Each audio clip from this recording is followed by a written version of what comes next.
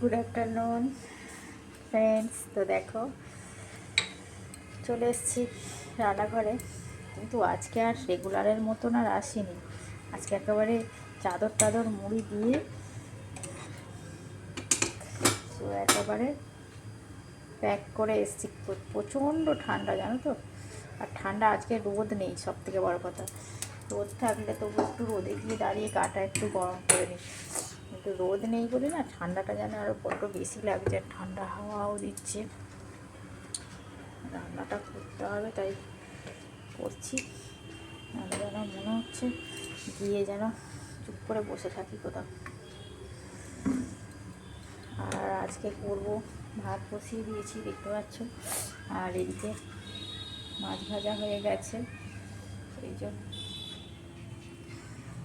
আর এখানে হচ্ছে ওলকপি, আলু, পেঁয়াজ এসব কেটে রেখেছি, তো এটা দিয়ে একটু ঝোল ঝোল মতো করবো। তো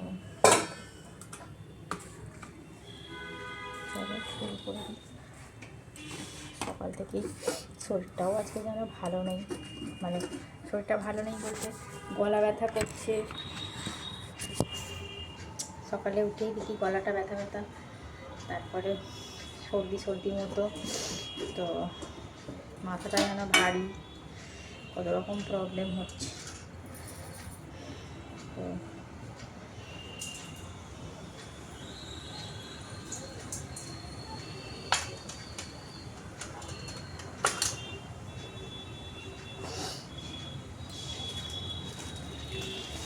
শুকনো লঙ্কা পাঁচফোড়ন একটু ফোড়ন দিয়ে আর বসাই তরকারিটা। আর আজকে কিছু ধনিয়া পাতা রয়েছে, তো সেটাকেই বাটা করবো ভাবছি। তো দেখি কী হয়।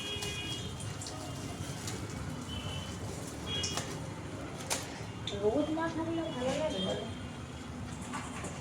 রোদটা তো থাকতে হবে না।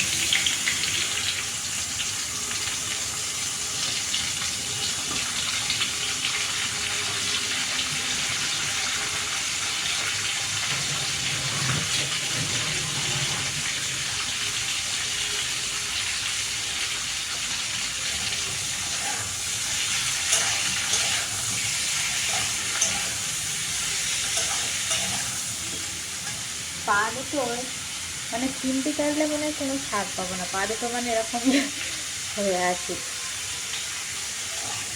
টান টান করে পুজো টুজো ছেড়ে আর একেবারে এসছি।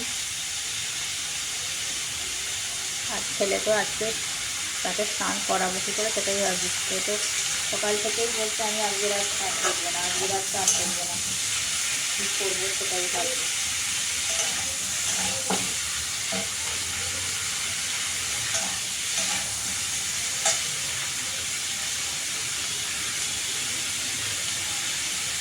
এই শীতে কে কে আমার ছেলের মতন আছো একটু কমেন্ট করে বলো।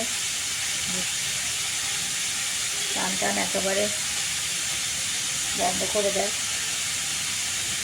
আমার ছেলে করে জোর করে, মানে ওকে স্নান করাতে হয় জোর করে। ছাদে নিয়ে গিয়ে গরম জলে স্নান করবে, তাতেও একটু গুঁড়ো মশলা দিয়ে দিলাম, ধনে গুঁড়ো, জিরে গুঁড়ো